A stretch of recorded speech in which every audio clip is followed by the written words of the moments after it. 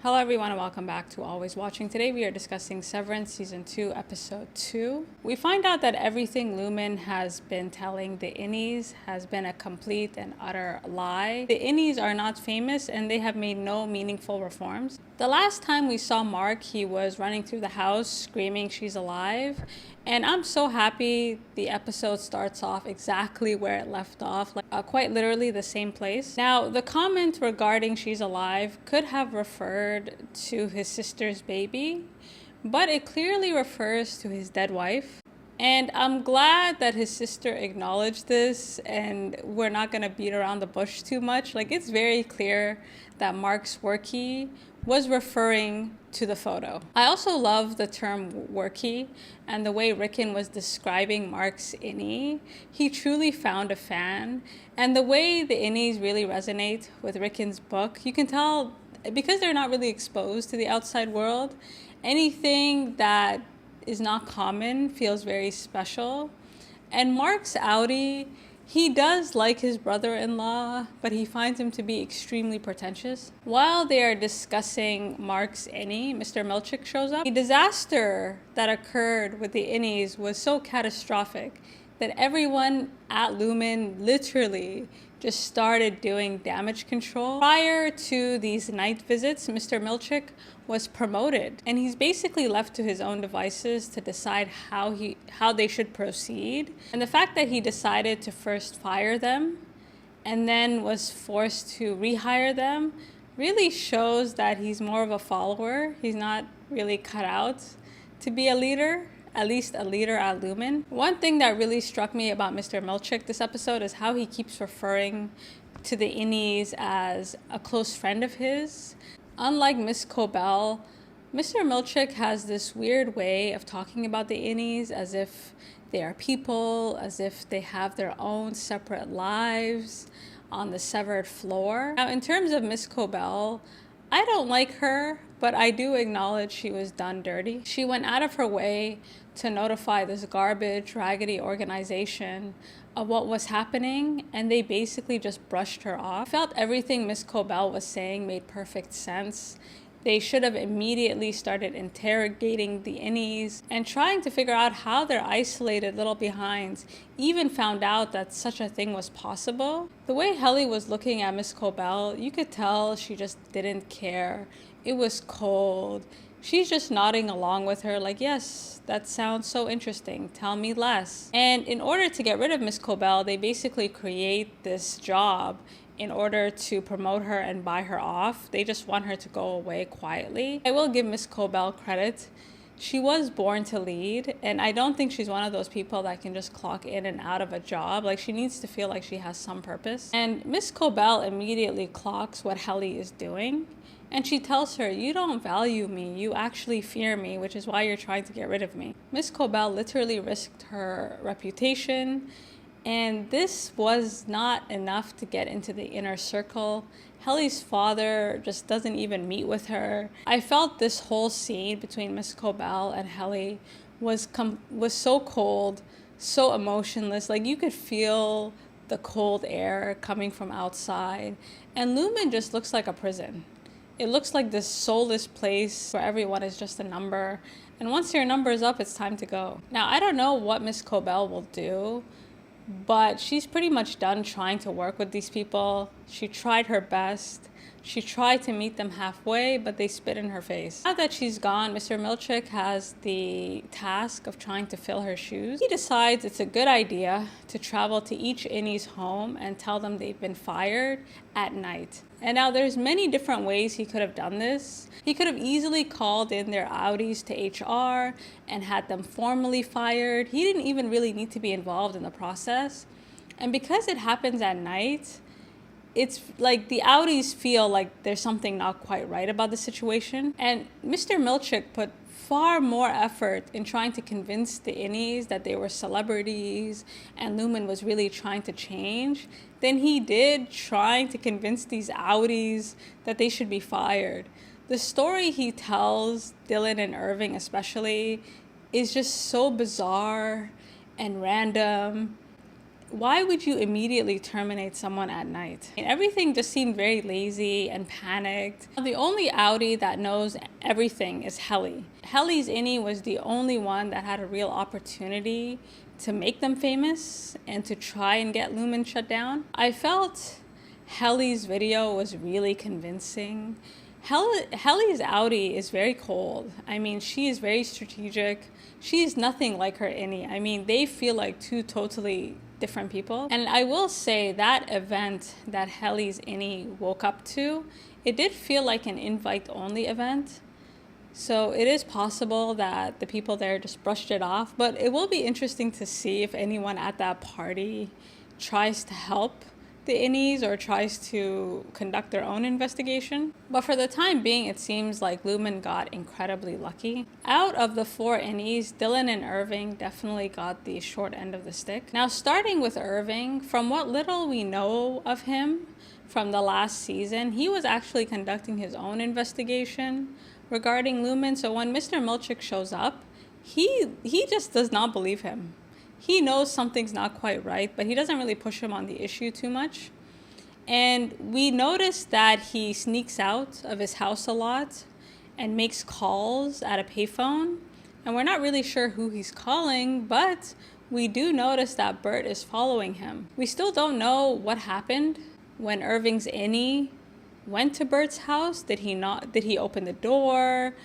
Like, we're still kind of wondering about Irving's experience. Now, in terms of Dylan, he was the only one that was truly, like, I felt so bad for him. The man has a family to feed, and I thought the job interview was absolutely devastating, and I'm really excited to learn more about the other Outies. The only person we know is Mark, and I am curious to see how these other Outies are living, what their background story is like. From what we learn about Dylan, it seems like he's had a lot of jobs in his past, and Lumon is the only company he's worked at long term. During the job interview, everything seems to be going fine, and Dylan is depressed for good reason because Lumon does take care of his family. I mean, they live in this really nice house, and everything is taken care of, and now it feels like he's starting from scratch. And everything was going really well.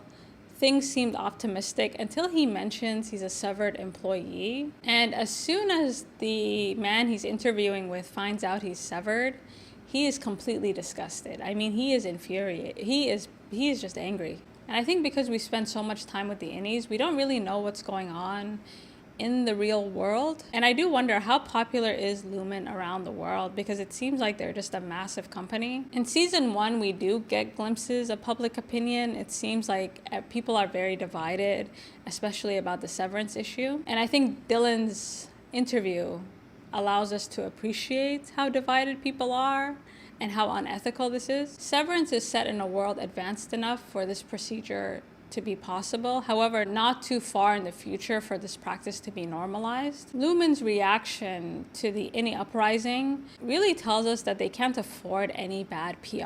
I mean, they really have to nip this in the bud. And I do wonder how often this has happened at their other locations. Out of all the conversations he has, the one with Mark was the most awkward. No one, including Mark, believed that Mr. Milchick showed up to check in on him. I mean, Mr. Milchick was making sure Lumon was okay. He doesn't really care about Mark. In addition, Mark is the only one who's aware his innie has surfaced. Mark, as well as the other severed employees, had no idea that this was possible. And I love the way Mr. Milchick completely dismisses his concerns. He tells him, read the fine print. You know, this is in your contract.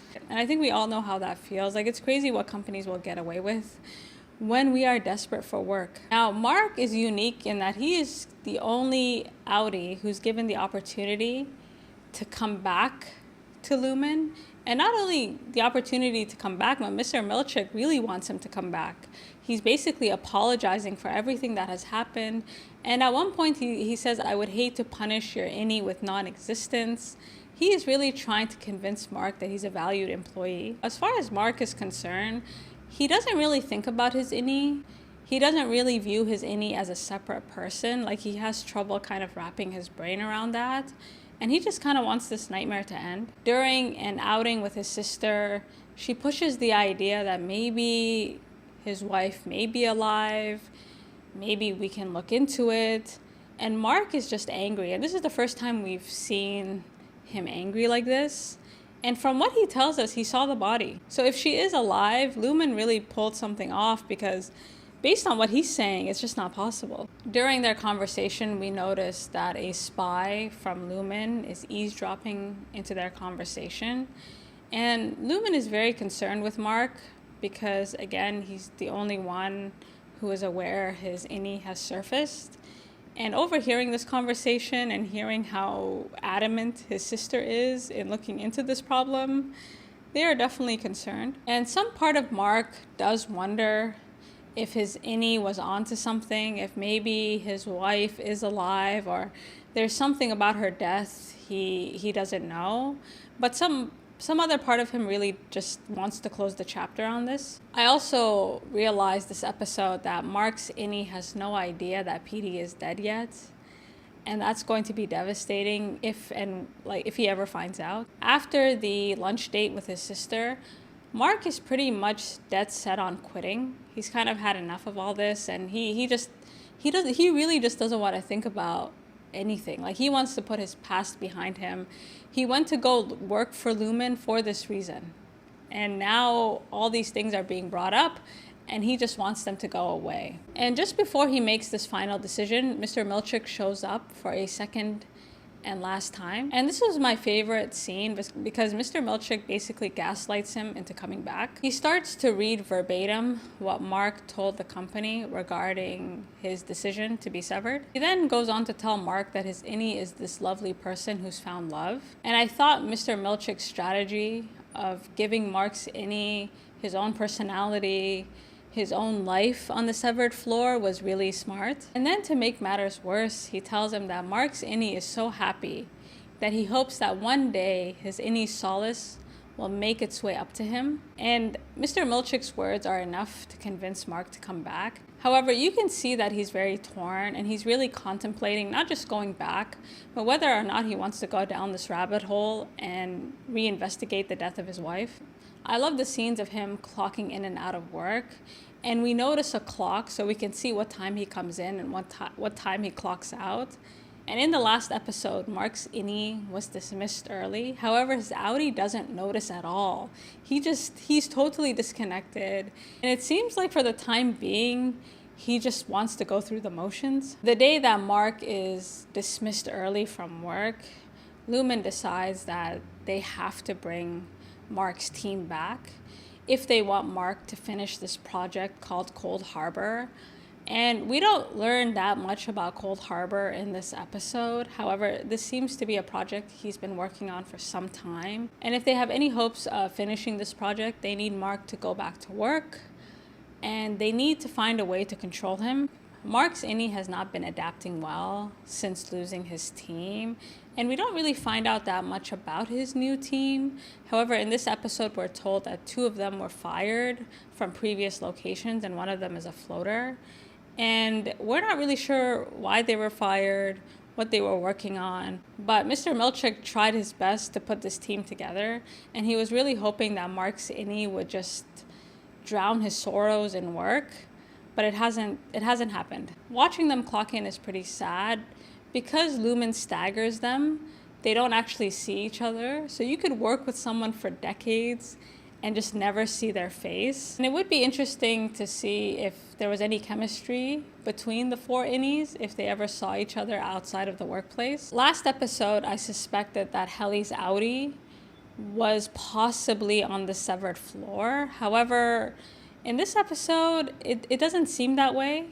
When Helly finds out that she would have to clock back in, she looked scared. Her eyes, when that elevator door closed, she was concerned. Helly's innie has such hatred for her outie. And Helly's outie she's not someone that likes to be out of control. And I think she very much worries about what her innie is capable of when she's not around. And so she reluctantly agrees to go back to work. However, the way she clocked in and the panic on her face, I do think that it's her innie down there, but you guys let me know what you think. Helly's outie is going through a crisis. she finds out that her innie is in love with Mark's innie, and she can't believe it because she seems like someone incapable of love. And she keeps replaying this video over and over again, like this kiss. And she's both fascinated by it and also like disgusted by it. I think part of the reason she agrees to go back to the severed floor or allows her innie to go back is to see what else is possible. One thing is for sure, they will definitely be keeping a closer eye on them than they have in the past. Now, the last episode ended with Mark's innie seeing a picture of his dead wife. And now that we know that Cold Harbor is something initiated by Lumon, I do wonder if some of these memories Mark's innie is starting to have is being artificially triggered by Lumon. Okay, I wanted to believe that somehow Mark's innie could access his Outie's memories, but based on what little we find out this episode, that doesn't really seem to be the case. Now, this episode ends with Mark finally confronting Miss Cobell, and he'd been looking for her this entire episode. He was waiting for her to show up, which of course is such a stark contrast to the previous seasons where Miss Cobell was just waiting for Mark to come home. Like, the way she just stalked this man relentlessly was just one of the funniest parts of this entire show. Like, she was really on him night and day. And finally, Mark gets the chance to do the same. And he goes off on her. And we find out that Miss Cobell was there for him when his wife died. Like, she was a very important support system for him. It seems like he confided in her. And so for him, this is a massive betrayal. Miss Cobell, of course, has absolutely no remorse. And she even shames him for going back to Lumon. And you could tell Mark was just really, he was fighting himself. And despite his best efforts, he asks about his dead wife. And even though Miss Cobell says nothing, her reaction is enough for him to really start to consider that maybe there is something to all of this. And if Mark's wife is somehow still alive or they're using her body, it is crazy to think, like, what did Miss Cobell do to her body? Because based on what Mark was saying, Miss Cobell was around all the time. She was at the funeral, she was supporting him. And the way Miss Cobell operates, you don't know if she's doing stuff by herself or these things are sanctioned by Lumon, because you saw it in the last season when she removed the chip from Petey's brain. And so whatever happened with his wife, like whoever orchestrated this or masterminded this, I mean, Miss Cobell is definitely responsible. Okay, you guys let me know what you think, and until next time.